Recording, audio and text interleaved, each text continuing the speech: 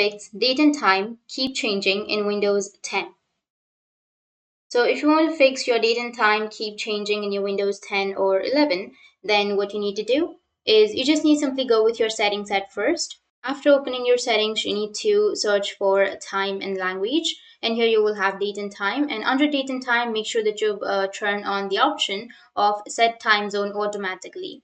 Once you've turned this on, which is set time automatically, then it will automatically set your time and it won't change. And make sure that you've selected your time zone, your correct time zone. And after that, your problem might be fixed.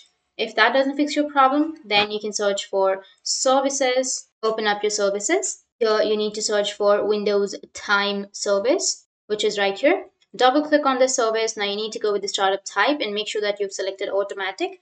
And then you need to go with apply and OK. And it will automatically set the time and it won't change it again and again. Now, if that still doesn't fix your problem, then you can open up your control panel. After opening your control panel, you can go with date and time. Once you're on date and time, you need to go with internet time and go with change settings. Under that, you can go with server and select the second one from the drop down.